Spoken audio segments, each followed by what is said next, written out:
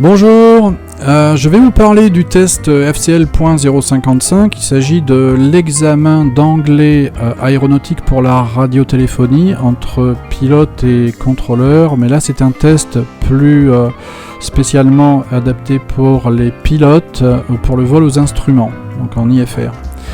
Donc j'ai passé ce test c'était lundi. Donc à Tours, et c'était avec Ling Aero qui proposait donc ce type de test. Donc je vais partager mon expérience. C'est un test qui est de nouvelle génération, donc je vais vous parler un petit peu du contexte de ce test. Tout d'abord, je ne suis pas pilote, je suis instructeur en anglais aéronautique, et de temps en temps, ça m'arrive de passer un test pour juste pour voir, et puis ça me permet d'aider au mieux les apprenants. Donc ça faisait longtemps que j'avais pas passé de test, et il se trouve que le test actuel est celui qu'on appelle de nouvelle génération. Donc vous savez peut-être que il y a pas mal d'organismes en Europe qui ont été soumis à de nouveaux standards pour ces tests. Et ça risque d'évoluer encore d'ailleurs, l'OACI est en train de travailler sur ce point-là. Mais déjà, ce que je peux dire, c'est que je viens ici en parler parce que je trouve que c'est très intéressant et c'est très satisfaisant. Je vais vous dire pourquoi. J'étais convoqué sur une opportunité parce que je savais pas que ça allait se faire à ce moment-là, donc j'avais pas trop préparé, en même temps j'ai pas trop besoin, j'avais plutôt confiance en moi. Toujours est-il que 5 minutes avant, étrangement, comme beaucoup de gens, je me mets à stresser. Donc je perds relativement mes moyens, mais c'est pas très grave parce que ensuite la période qui va suivre va me permettre de récupérer un peu de mes émotions et ensuite de pouvoir aller dans la performance réellement, et de bien me concentrer. Ça, il faut s'y attendre, c'est pas pareil pour tout le monde. Il y a des gens qui sont jamais stressés ou de temps en temps. Moi, les tests, ça m'a toujours stressé. Donc, j'en connais parmi vous sans doute je sais, certains m'en ont parlé. Donc, c'est quelque chose à gérer. Si vous êtes quelqu'un qui stresse avant les tests, il faut le savoir. Il faut se dire que ça va passer. Et forcément ça va passer, puis après vous allez être plus efficace. Donc il faut espérer par rapport à cette période d'efficacité qui est relativement longue. C'est-à-dire que quand vous perdez vos moyens, en général c'est au début, puis après ça va se calmer. Les examinateurs sont au courant de tout ça. Et ils ont beaucoup travaillé là-dessus, ils ont des formations, ils lisent les standards, les modifications. Et là, je vois que ça a été très bien fait parce que je suis accueilli gentiment dans la salle d'examen. Ma carte d'identité est montrée à une caméra, donc l'examinateur en fait n'est pas seul, il a un partenaire anglais qui est, je sais plus, contrôleur ou pilote, mais qui connaît très bien l'anglais aéronautique pratiqué par les pilotes et contrôleurs, et il va aider donc à analyser en direct et puis ensuite à débriefer la performance.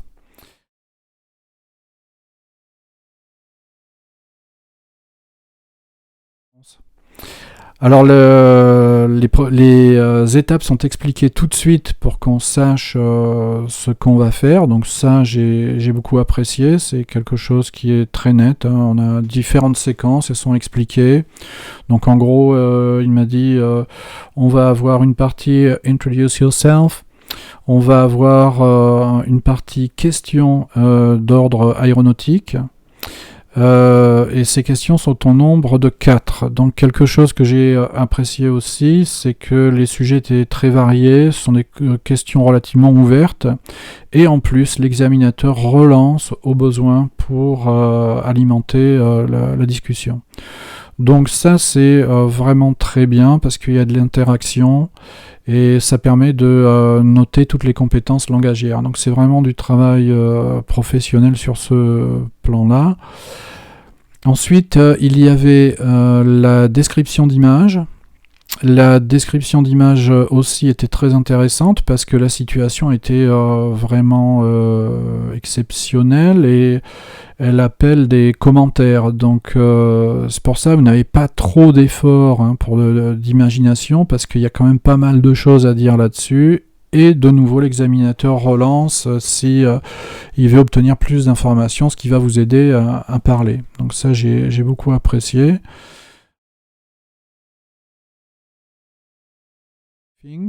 Donc là, c'est quelque chose qui est très technique. Alors heureusement, donc que bon, même si je suis pas pilote, j'ai volé que sur des planeurs à une époque. Mécanicien avion, et puis qu'est-ce que j'ai, CAEA, donc formation d'examinateur anglais au ACI, et puis surtout ce qui m'a aidé d'avoir été instructeur ATPL. Parce que j'ai pu lire des informations par rapport au briefing qui m'était demandé. C'est-à-dire que vous, en tant que pilote, la situation va être vraiment enfantine parce que vous allez voir tout de suite, donc moi j'ai pas trop les repères, je sais lire les différents éléments, mais j'ai pas l'expérience du pilote. Mais vous allez être très familier avec tout ça. Néanmoins, j'ai eu suffisamment d'informations pour faire un briefing parce que les situations étaient clairement dangereuses, donc je ne vais pas dire de quoi il s'agissait. Donc j'ai bien vu le problème, j'ai bien expliqué le problème, et donc je l'ai fait comme si il s'agissait d'un briefing pour aider mes partenaires, membres d'équipage. Donc ce briefing doit donner toute la teneur du problème, comment le prendre, les options possibles, imaginables, parce qu'il faut avoir un plan B, il faut imaginer tout ce que cela peut impliquer. Donc voilà, tout ça a été fait. Il y avait moins d'interactions, mais je pense que c'était pas nécessaire parce qu'il s'agit d'un briefing. Et la situation était très intéressante, j'ai trouvé, pour développer un briefing efficace. Donc de toute façon, vous inquiétez pas, vous aurez des éléments à chaque fois avec une petite problématique qui fait que ça vous permet de vous exprimer. C'est une écoute qui m'a paru très facile, et après tout, je dis oui, pourquoi pas, parce qu'il s'agissait de répéter des communications aéronautiques de 3 contrôleurs différents. Après tout, je trouve ça efficace parce que c'est bien ce qu'on demande dans un test d'anglais. Ce n'est pas ce que j'ai pu entendre dans d'autres tests, comme le premier test que j'avais passé. Et j'avais eu que niveau 4, parce que j'ai failli échouer à cause de l'écoute. On n'a pas le contexte, on n'a pas l'indicatif, et vous prenez au hasard donc une communication découpée d'un long échange sur un vol que vous ne connaissez même pas. Donc là-dedans, si vous ne connaissez pas les balises, les routes, les procédures, bon courage. Et je connais des personnes très expérimentées qui ont fait de nombreuses erreurs sur ces tests.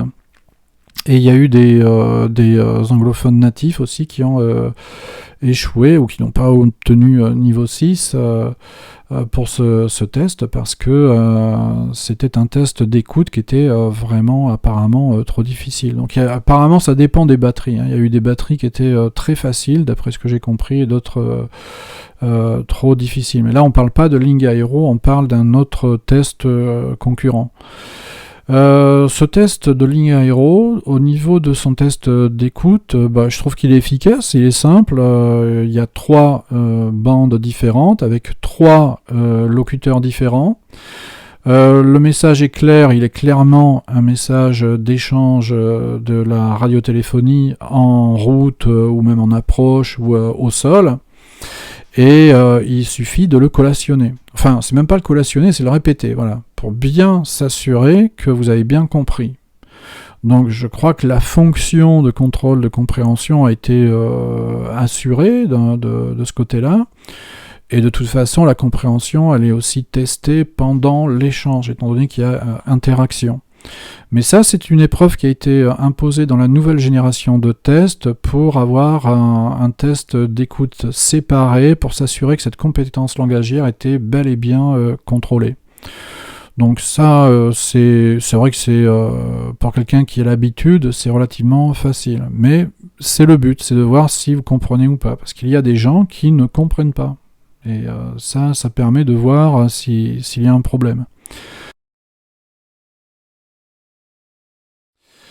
Le vol fictif, c'est quelque chose qui m'a un peu désarçonné parce que c'était un espèce de concentré. Il y a eu plusieurs, enfin, sans doute j'ai pas bien écouté au début les instructions et en fait il y a eu un enchaînement. C'est-à-dire que pour être le plus efficace possible, l'examinateur nous met dans des situations qui sont intéressantes pour tester la réaction. Et en fait, l'enchaînement, à un moment, j'ai carrément dit, j'ai pas compris. Donc là, ils m'ont dit, on est sur cette phase-là. Ah, d'accord. Et en fait, parce que par rapport à la phase précédente, et je comprenais pas la logique, quoi. Mais en fait, bien sûr, c'est pour un test. Ensuite, j'étais invité à patienter dans la salle d'attente environ 20 minutes au débrief. Hein. Et ça, j'ai beaucoup apprécié parce que c'est quelque chose qui a été fait, à mon sens, de façon très professionnelle. Je sais de quoi je parle. Hein. J'étais examinateur anglais au ACI pour des contrôleurs aériens en 2007. Et j'ai suivi une formation juste pour des raisons professionnelles. Hein. C'était pour voir d'examinateur chez Latitude, chez Henry Emery. Et là, Ling Aero, j'étais assez impressionné parce que j'ai trouvé que c'était assez copieux, quoi. Le débrief donc il remplissait toutes les compétences langagières et je sais que c'est pas facile hein, pour l'avoir vécu, donc c'est quelque chose qui a été fait avec beaucoup de sérieux et à chaque fois tout est expliqué. Donc voilà, donc il explique qu'il y a les bons points, les mauvais points. Donc heureusement je n'avais fait que 2 erreurs. Je devrais avoir honte, mais je suis pas parfait et au moins ça prouve que même si vous n'êtes pas parfait, vous pouvez atteindre le niveau 6. Hein. Donc j'avais niveau 6 dans toutes les compétences langagières, mais j'ai quand même fait 2 fautes. Donc j'en ai fait une, c'était... ah oui, je sais pas pourquoi, j'ai dit... je sais pourquoi, c'est parce que j'ignorais. J'ai dit frost au lieu de frost. Et en fait, je savais pas du tout que ça se prononçait comme ça. Donc ça me servira de leçon. Et il y avait aussi quelque chose, j'ai fait une faute stupide, hein, parce que je le sais, j'ai dit quelque chose genre to avoid to turn upside down, et puis pourquoi j'ai dit ça, j'en sais rien, quoi, hein, to avoid turning upside down, hein, bien sûr. Et il y avait un autre, mais en fait c'était pas une faute, parce qu'à un moment j'ai parlé de ma passion pour les langues, j'ai parlé des peuples, j'adorais ça, quoi, et que à un moment j'ai utilisé peoples avec un the à la fin, marquant le pluriel, et donc ils ont cru que c'était une faute, alors que j'ai dit bah non, il s'agissait des peuples. Alors bon, ils verront à l'enregistrement pour redébriefer, j'en sais rien, quoi, mais bon, de toute façon ça passait facile, donc c'est une réussite, hein, mais c'était pas le but vraiment. Le but c'était de pouvoir être testé, d'être au cœur de l'appareil de cet examen, afin de voir et de vous servir au mieux ensuite dans les formations. Et donc cette nouvelle génération de tests, surtout celui-là, un Ling Aero, parce que j'ai testé, je pourrais en tester d'autres, mais j'ai des retours, donc j'hésite un peu à y aller. Enfin pourquoi pas, j'irai peut-être. Mais celui-là m'a l'air vraiment très intéressant. Je peux dire que ça a été fait de façon très professionnelle, parce que vraiment, je sais de quoi je parle et je sais que ça a été bien fait. Et ce qu'il y a d'important, c'est que vous puissiez savoir quelle est votre compétence la plus faible ou celle qui va poser problème. Comme ça va vous permettre de travailler davantage sur ces points-là. Vous savez que ce n'est pas la moyenne qui va compter au final, mais la compétence langagière la plus faible qui va être retenue comme la note finale. Voilà, je crois que j'ai tout dit. C'est un test qui m'a vraiment épaté parce que au point que je vais, je pense, chambouler mes méthodes de formation. Donc j'ai pris ma décision aujourd'hui. Donc je vais faire un travail sur mes formations pour pouvoir les adapter au mieux pour atteindre cet objectif, étant donné que l'appareil évaluateur a vraiment changé, j'ai pu le voir, et ce qu'on demande à l'heure actuelle, ce ne sont pas des vols fictifs hyper compliqués, c'est pas ça, c'est vraiment l'exercice de la parole au service de l'aéronautique, que ce soit en vol, que ce soit au sol, donc voilà, il y a une espèce d'évaluation assez globale pour s'assurer que le pilote est un bon aviateur anglophone qui pourra se débrouiller dans toutes les situations et surtout assurer la sécurité des vols, et je pense que la mission a été accomplie concernant ce test.